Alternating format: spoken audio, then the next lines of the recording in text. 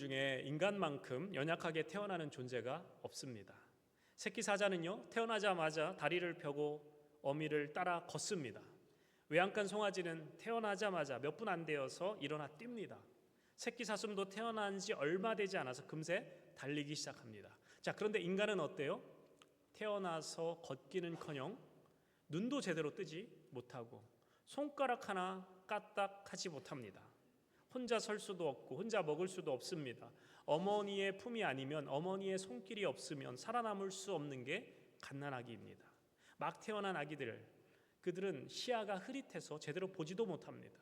자기 목도 가누지 못하고요, 스스로 자세를 유지하지도 못합니다. 그러다가 한 3개월쯤 지나면 엄마 목소리를 구별하기 시작합니다. 그리고 옹알이를 시작합니다. 6개월 정도 지나면 간신히 엎드리고 부모의 반응에 응답합니다. 그러다가 배밀이를 하고 그리고 돌이 지나면 간신히 걷기 시작합니다. 우리가 키우는 염소 같은 경우 보니까요, 돌 지나면 이미 지금 새끼를 뵐 수 있는 정도에 지금 다가가고 있죠. 그렇게 성장하는데 인간은 이렇게 느리게 자라고 태상적으로 홀로 서기를 못한다라는 거예요. 누군가를 의존하면서 자라는 존재가 바로 우리 인간들입니다. 그런 점에서 하나님이 인간에게 주신 매우 놀라운 비밀이 숨어 있습니다. 하나님은 인간을 완전하게 만들어 놓지 않으셨다라는 거예요. 대신 자라면서 조금씩 완성하는 존재로 우리를 지으셨다. 여러분, 우리의 신앙도 마찬가지예요. 처음부터 하루아침에 뚝딱 하면서 믿음 좋은 사람 아무도 없습니다. 맨날 넘어지고 흔들리고 방황도 합니다.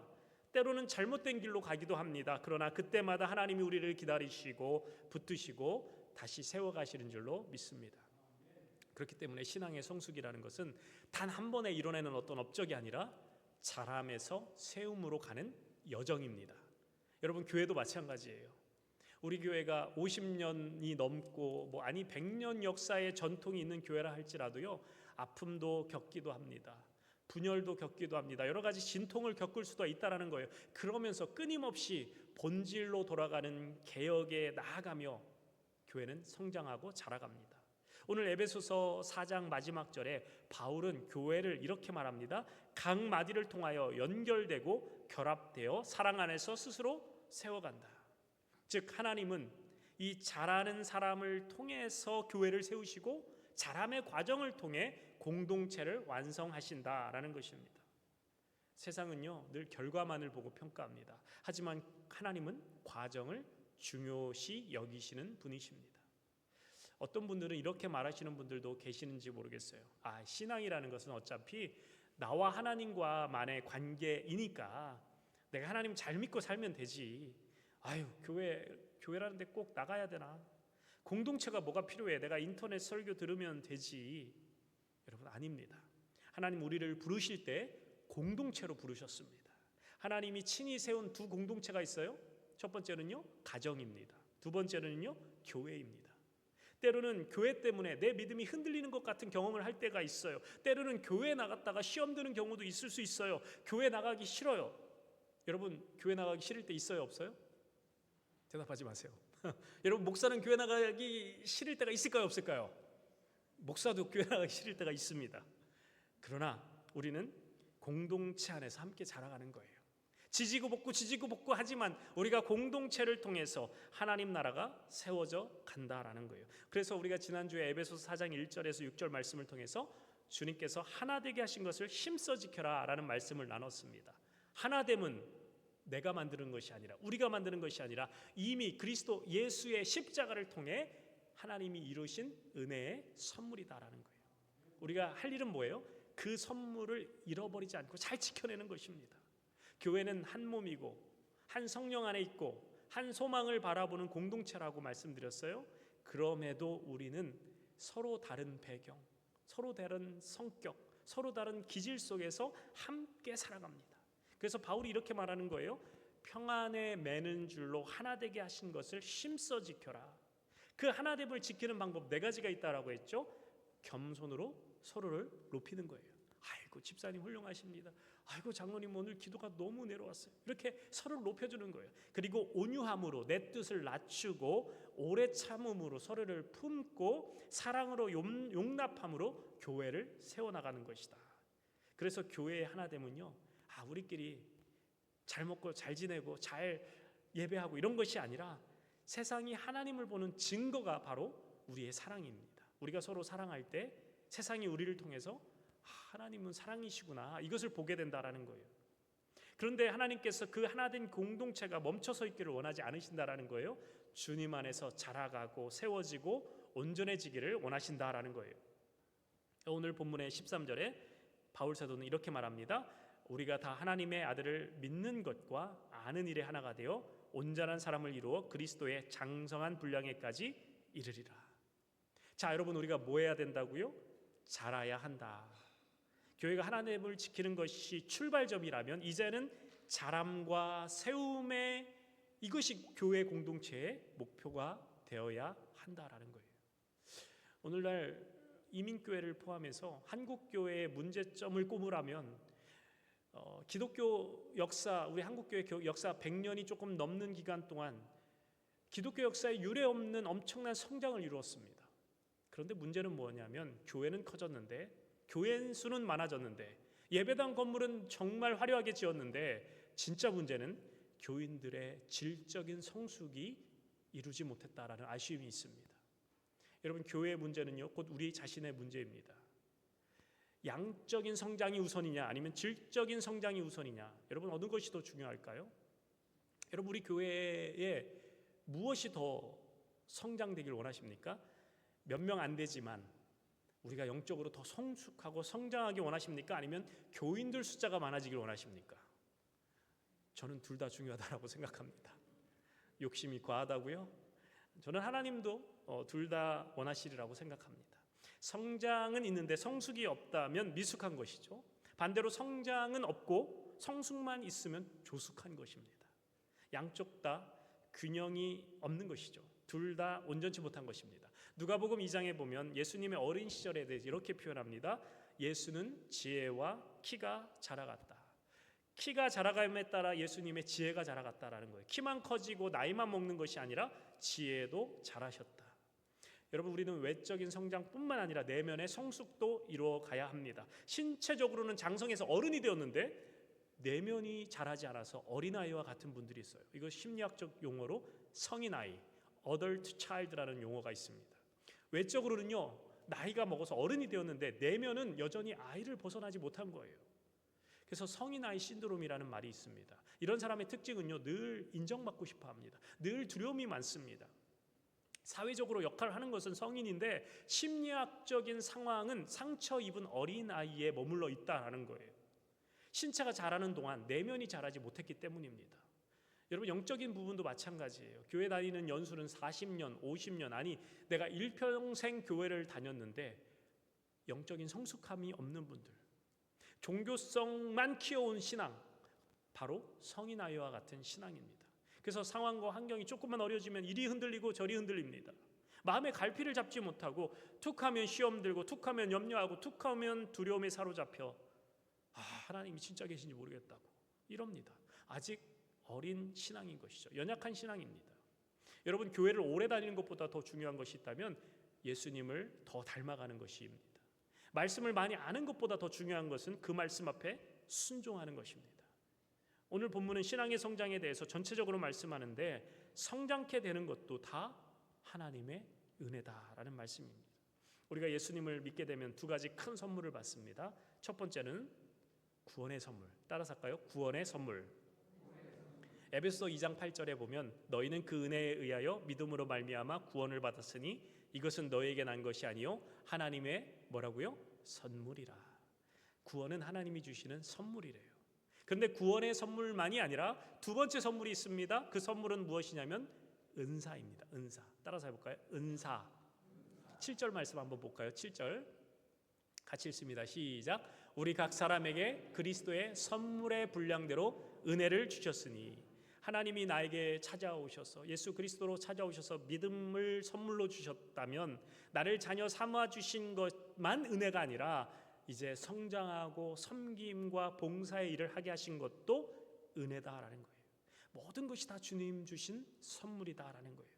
우리가 교회에서 봉사의 일을 하고 목사로서, 장로로서, 권사로서, 안수집사로서 평신도로서 각기 다른 직분으로 섬길 수 있는 것 자체가 하나님의 은혜이고 하나님의 선물이다라는 의미입니다.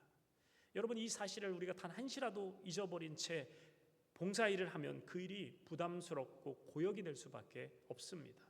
예를 들면 이런 것과 같습니다. 공부하는 학생들이 공부할 수 있는 것 자체가 은혜임을 알아야 합니다. 왜냐하면 저 아프리카 그런 어려운 나라들, 가난한 나라들, 극빈국가의 수많은 아이들이 아침 일찍부터 해 떨어질 때까지 학교를 가는 것이 아니라 저 채석장 같은 곳에 가서 돌을 캐거나 커피를 따면서 돈을 벌어야 하루의 끼니를 해결할 수 있습니다.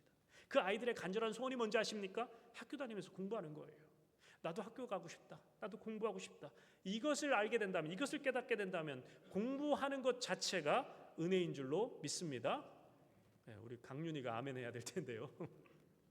여러분, 건강을 잃거나 혹은 직장이 없어서 일을 못하는 사람은 일하는 것이 소원이에요. 제발 일 좀 했으면 좋겠다. 일할 수 있는 것이 은혜이고 선물이죠. 내가 주일에 눈을 떠서 오늘은 어느 교회 가보지? 여기저기 인터넷 뒤져보고 이 교회 갈까? 오늘은 저 교회 갈까? 고민하지 않아도 되게 내가 섬길 교회가 될 수 있다는 것, 이것이 선물이고 은혜다라는 거예요. 그래서 7절에 보면 선물의 분량대로 은혜를 주셨다라고 할 때 그 선물의 분량을 우리는 은사라고 합니다. 우리 모두 각기 다른 은사가 있다라는 거예요. 은사는 몇몇 소수의 사람들에게만 주어진 것이 아니라 우리 모든 사람들, 각 사람에게 이미 주신 것, 이것이 바로 은사입니다. 그래서 은사는 헬라어로 카리스마라고 합니다. 우리가 흔히 저 사람 카리스마 있다라고 비범함에 대해서 이야기할 때 그렇게 표현하죠. 그런데 은혜는 헬라어로 카리스입니다. 그러니까 은혜와 은사는 같은 어근에서 시작됩니다. 이 두 단어의 기본적인 의미는 뭐냐면 선물이라는 뜻이에요. 하나님이 주신 것이라는 뜻입니다. 왜냐하면 은사를 통해서 그리스도의 몸을 세우고 서로가 서로를 세우고 그리스도 안에서 함께 성장하기 위함이다라는 거예요. 여러분, 우리 모두에게는 하나님이 주신 은사가 있는 줄로 믿습니다. 각기 다를 뿐입니다. 어떤 사람이 이런 은사, 저 사람이 저런 은사 다 다른 거예요. 우리 각기 다른 기질과 다른 성격을 주셨어요. 그런데 어느 누구 것 할 것 없이 그 모든 기질과 성격에는 장점이 있고 단점이 있습니다. 예를 들면요, 우리가 성경에 보는 예수님의 제자 베드로, 이 사람은요 상당히 다혈질적인 사람이었습니다. 언제 어디로 튈지 모르는 마치 망아지와 같은 에너지가 베드로에게 있었어요. 그러나 그의 인생이 부활하신 주님께 사로잡힌 바 되니까 그의 다혈질적인 성격이 엄청난 열정을 지닌 복음 전도자의 은사가 되었다라는 거예요. 반대로 성경에 디모데라는 사람이 있습니다. 디모데는요 상당히 소심해 보입니다. 행동형이기보다는 생각을 오래 하고 소심하고 배려가 지나칩니다. 그러나 그의 기질이 주님 손에 붙들림 받으니까 소심함이 영적인 민감함으로 바뀌더라는 거예요. 하나님 우리 각각 다른 사람에게 다른 은사를 주셨어요. 하나님은 약한 사람도 가난한 사람도 지혜가 부족한 사람도 쓰시는 줄로 믿습니다. 문제는 내가 하나님 손에 붙들림 바 되었느냐가 문제인 거예요. 내 인생이 지금 하나님 손에 붙들림 바 되었느냐. 여러분, 우리의 모든 기질, 모든 성품들이 하나님 손에 붙들림 바 된다면 단점은 감춰지고 장점이 드러나게 될 줄로 믿습니다. 은사의 목적은 나를 유익하게 만드는 것이 아니다라는 거예요. 하나님이 주신 은사는 다른 사람이 그리스도 안에서 자라도록 돕는다라는 거예요. 공동체를 세우기 위함이다라는 거예요. 다른 사람의 은사를 통해서 내가 자라가고 또 나의 은사를 통해서 다른 사람이 자라가는 거예요. 서로 유기적인 관계를 맺고 있는 것이죠. 우리 8절 말씀 한번 볼까요? 그러므로 이르기를 그가 위로 올라가실 때에 사로잡혔던 자들을 사로잡으시고 사람들에게 선물을 주셨다 하였도다. 올라가셨다 하였은즉 땅 아래 낮은 곳으로 내려가셨던 것이 아니면 무엇이냐? 내리셨던 그가 곧 모든 하늘 위에 오르신 자니 이는 만물을 충만하게 하려 하심이라. 자, 여기서 반복되는 표현이 올라가셨다, 낮은 곳으로 내려오셨다, 이 표현이 반복적으로 등장합니다. 예수님의 성육신적 사건과 부활 그리고 승천 사건을 의미하고 있습니다. 예수님께서 성육신하셔서 이 땅에 오셨고 십자가에 죽으시고 부활하심은 무엇을 위한 것이었는가? 10절에 보면은 만물을 충만케 하려 하심이라. 하늘 모든 영광 버리시고 하늘에 계신 그 하나님과 동일 본체이신 예수께서 그가 만드신 이 땅의 공간으로, 시간과 공간의 제약 안으로 뛰어들어오신 이유, 그리고 죽으시고 부활하신 이유, 만물을 충만하게 하려 하십니다. 창세기 1장에 보면은 하나님의 호흡으로 생명을 얻게 된 인간이 죄로 인하여 생명력을 잃어버렸습니다. 살아있는 것 같지만 실상은 죽은 존재가 되었습니다. 더 이상 생명력이 없습니다. 생명 없는 존재, 즉 죽은 존재가 살 수 있는 유일한 길은 생명의 근원이신 하나님께 다시 접붙임 바 되는 것입니다. 마치 방전된 배터리를 110V 흐르는 전류에 딱 꽂았을 때 전류가 흐르고 충전이 되어서 배터리가 생명을 얻는 것과 같은 원리입니다. 예수 그리스도께서 이 땅에 내려오셔서 우리를 하나님과 접속하도록 회로가 되어주신 분이시다라는 거예요. 예수님께서 우리가 죄로 얼룩진 방전된 인생들 가운데 찾아오셔서 자신의 생명을 쏟아부어 죽으시면서 우리를 충만케 하셨다. 그래서 우리는 예수 그리스도 그분의 이름을 의지할 때 충전이 되고 충만케 되는 줄로 믿습니다. 우리를 충만케 하심이 우리 주님의 소원이시다라는 거예요. 그래서 이 11절과 12절에 5가지의 직분이 나옵니다. 여러분, 초대교회에 5가지 직분만 있었던 것은 아니죠. 감독, 장로, 집사 등 여러 가지 형태의 직분을 공동체 안에서 인정하였습니다. 자, 그런데요, 여기서 과거에는 존재했던 직분인데 지금은 존재하지 않는 직분도 있어요. 바로 사도와 예언자입니다. 사도는 예수님의 생애에 예수님과 함께 사역하였던 예수님의 부름을 받은 사람들, 사도와 예언자는 초대교회만 있었던 직분이다라는 거예요. 오늘날 교회에는 없는 직분입니다. 왜 오늘날 이 사도와 예언자가 필요가 없게 되느냐? 말씀, 성경이 완성되었기 때문입니다. 사도와 예언자는 성경이 완성되는 데 쓰임을 받은 직분이었지, 성경이 완성된 이후에는 사도와 예언자의 직분이 종료되었다라는 거예요. 오늘날 존재하는 교회 안의 직분, 그런데 그 근거가 무엇이냐? 다 하나님의 선물이다라는 거예요. 즉 은사라는 거예요. 은사를 통해 섬기라고 인정해 주는 것이 바로 직분입니다. 그래서 직분은, 모든 직분은 섬기기 위함입니다. 따라서 할까요? 직분은 섬기기 위한 것입니다. 고린도전서 12장 4절에서 6절 이런 말씀이 있어요. 같이 읽습니다. 시작. 은사는 여러 가지나 성령은 같고 직분은 여러 가지나 주는 같으며 또 사역은 여러 가지나 모든 것을 모든 사람 가운데서 이루시는 하나님은 같으니. 자, 은사와 직분과 사역, 이 3가지가 다 연결된다라는 거예요. 은사를 갖고 있는 사람이 그 사역을 하는 것이고 그 사역에 합당하는 직분이 주어지는 것입니다. 이 3가지가 연결되어 있어요. 은사가 여러 가지 모양으로 나타나지만 결국 그 은사를 주시는 성령 하나님 한 분이시다라는 거예요. 다양한 직분이 있지만 그 직분을 위임하시는 분이 한 분, 하나님이시다. 하나님이 주시는 선물이다. 그런데 이 직분의 목적이 뭐라고요? 12절에 이 모든 직분은 그리스도를 섬기는 몸된 교회를 세우기 위함이다. 섬기기 위함입니다. 섬기는 것이 목적이다라는 거예요. 직분은 하나님이 주신 선물이고 직분은 섬기기 위함이다. 그래서 중요한 직분을 맡을수록 더욱더 겸손해야 됩니다. 목사일수록, 장로일수록, 권사일수록, 안수집사일수록 더욱더 겸손해야 됩니다. 여러분, 우리 교회 주보를 보면은 교회를 섬기는 이들이라고 해놓고 가장 먼저 뭐라고 써 있죠? 모든 성도라고 써 있죠. 그리고 뭐라고 누가 있어요? 장로님들 또 목회자들의 명단이 나옵니다. 이들은 뭐 하는 사람들이라고요? 군림하는 이들, 지배하는 이들, 통치하는 이들? 아닙니다. 섬기는 사람들입니다. 여러분, 미국 장로교회 우리 PCUSA에서 목사를 이렇게 부릅니다. 말씀과 성례전을 맡은 사역자, 영어로 NWS, Minister of Word and Sacrament. 그러니까 말씀과 성례전을 맡은 사역자가 바로 목사입니다. 자, 그렇다면 목사 외의 모든 성도들은 무엇일까요? 여러분은 Minister of Everything Else, 그 외의 모든 일을 맡은 사역자들인 것입니다. 목회자가 말씀과 성례전을 맡았다면 여러분은 나머지 모든 영역에서 하나님 나라를 세워가는 예수님의 동역자들인 줄로 믿습니다. 여러분, 목사만, 장로만, 몇몇 헌신된 사람들만 사역하라고 부르신 것이 아닙니다. 우리 모두가 사역자들인 줄로 믿습니다. 왜냐하면 하나님이 우리 모든 사람에게 고유한 은사 곧 성령께서 주신 선물을 주셨기 때문에. 그러므로 여러분, 교회는요, 일주일에 한 번 예배만 드리고 떠나는 어떤 종교 행사장 정도가 아닙니다. 교회는 하나님의 군대를 세우는 훈련소예요. 연약한 자가 강해지고 상처 입은 자가 치유받고 말씀과 사랑으로 무장한 주의 제자가 되어서 세상으로 파송되는 곳입니다. 여러분, 그래서 이 사실을 꼭 기억하셔야 돼요.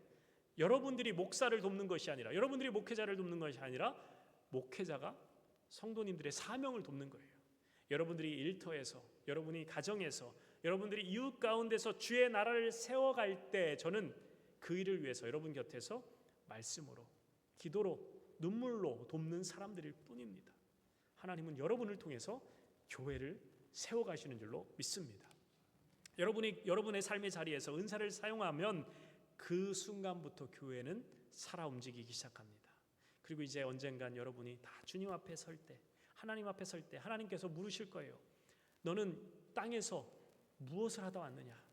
그때 우리가 이렇게 대답할 수 있기를 바랍니다. 주님 주신 은사를 헛되지 않고 주의 나라를 위하여 사용하다 왔습니다. 그 고백을 들으시는 순간 하나님이 뭐라고 하실까요? 미소를 지으시면서 잘하였도다, 착하고 충성된 종아. 우리 13절과 14절 보시면 우리가 다 하나님의 아들을 믿는 것과 아는 일에 하나가 되어 온전한 사람을 이루어 그리스도의 장성한 분량이 충만한 데까지 이르리니 이는 우리가 이제부터 어린아이가 되지 아니하여 사람의 속임수와 간사한 유혹에 빠져 온갖 교훈의 풍조에 밀려 요동하지 않게 하려 함이라. 자, 여러분, 믿는 것이 더 중요할까요? 아는 것이 더 중요할까요? 물어보나 마나 둘 다 중요합니다. 저의 질문에는 항상 트릭이 있습니다. 그리스도를 믿는 것과 아는 일에 하나가 되어야 된다라고 말씀합니다. 그래야 잘할 수 있는 것이죠. 우리가 믿기는 믿는데 그 믿음의 대상을 제대로 알지 못한다면 그것은 믿는 게 아닙니다. 믿음은 먼저 믿음의 대상에 대한 분명한 알미 있어야 됩니다. 그냥 믿자 해놓고 덮어놓고 믿는 것이 믿음이 아닙니다. 도대체 우리는 무엇을 믿는가? 우리가 믿는 그분은 어떤 분이신가? 그분은 참 하나님이시고 그분은 온 세상을 창조하셨고 지금도 살아계시고 다스리시고 통치하고 계신다. 그 아들 예수께서 이 땅에 오셨고 나를 대신해서 십자가에 죽으시고 그 피를 믿는 자마다 죽음과 죄의 권세에서 구원을 받는다. 성령께서 지금 나와 함께 하시고 나에게 믿음을 주시고 나에게 능력을 베풀어 주신다. 이것을 믿는 것이죠. 이렇게 믿음은 언제나 그 믿음의 내용을 잘 알아야 됩니다. 믿음의 내용을 제대로 알지 못하면 어떻게 된다고요? 14절에 보면 속임수와 간사한 유혹에 빠지게 된다라는 거예요. 에베소 교회에는요, 거짓 교사들에 의해서 교회가 흔들렸어요. 예수 그리스도를 아는 참된 지식이 필요하다라는 거예요. 여러분, 오늘날도요 이단들이 활개를 칩니다. 우리가 사는 이 동네도요 여호와의 증인, 몰몬교, 안식교, 구원파 이런 이단들을 비롯해서 어떤 분들은요 유튜브를 통해서 불필요한 동영상, 검증되지 않은 인터넷 설교를 듣고 마음이 흔들리는 경우도 있습니다. 예수 그리스도를 아는 참된 지식이 반드시 필요하다라는 거예요. 그래서 말씀을 열심히 읽고 배우는 일에 힘써야 된다라는 거예요. 그런데 만일 알기는 아는데 믿음이 없으면 어떻게 됩니까? 여러분, 신학교에 가서 성경도 잘 알고 이스라엘 역사도 잘 압니다. 헬라어, 히브리어 완벽하게 이해했어요. 이스라엘의 역사, 조직 신학 모르는 것이 없어요. 그런데요, 신학교에 가면 믿음 없는 교수들도 있습니다. 그 지식은 아는 것으로만 끝나버립니다. 절대로 능력이 없어요. 신학을 열심히 해서 공부해서 박사가 되어서 교수로 채용되어서 사람들을 가르치곤 있지만 믿음의 능력을 모르며 살아가는 것입니다. 그래서 믿는 것과 아는 것, 어느 것 하나만으로는 온전해지지 않는다라는 것. 믿는 것과 아는 것이 하나가 되어야 된다.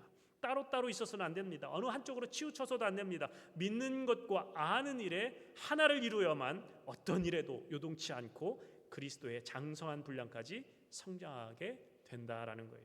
자, 우리 마지막으로 15절과 16절 함께 읽습니다. 15절 16절 시작. 오직 사랑 안에서 참된 것을 하여 범사에 그리스도에게까지 자랄지라. 그는 머리니 곧 그리스도라. 그리스도에게서 온 몸이 마디임을 통하여 도움을 받음으로 연결되고 결합되어 각 지체의 분량대로 역사하여 그 몸을 자라게 하며 사랑 안에서 스스로 세우느니라.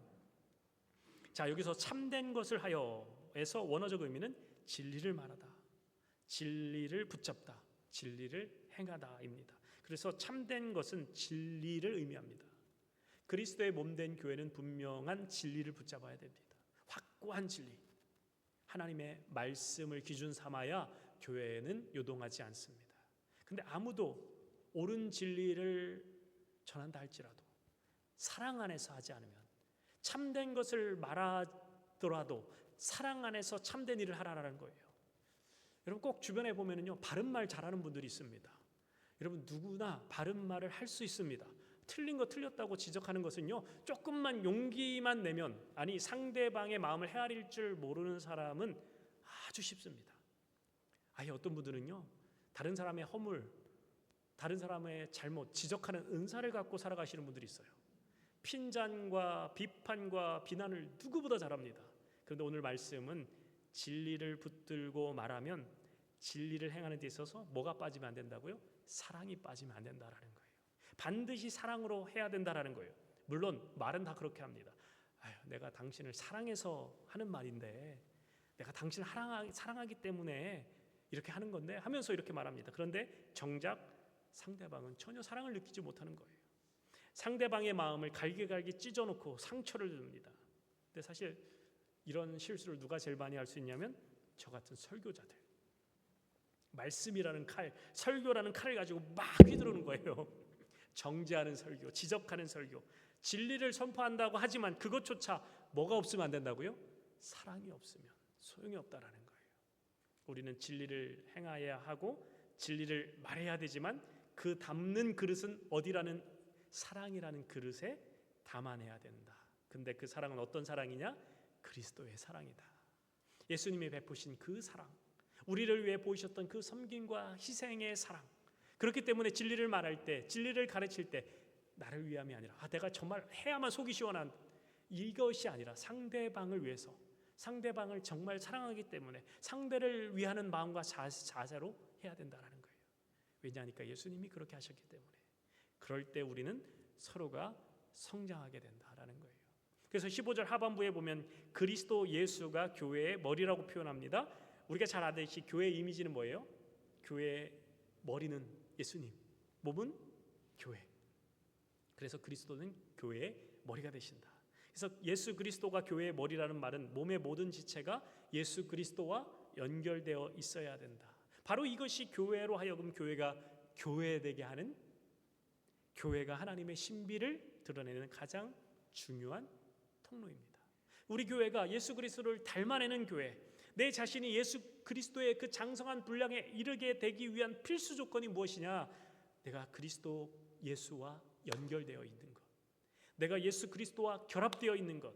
여러분 16절에 보면 각 마디를 통해 연결되어 결합된다라고 할 때 이 두 개의 동사, 연결되다, 결합되다, 이것의 헬라어 시제는 현재형이에요.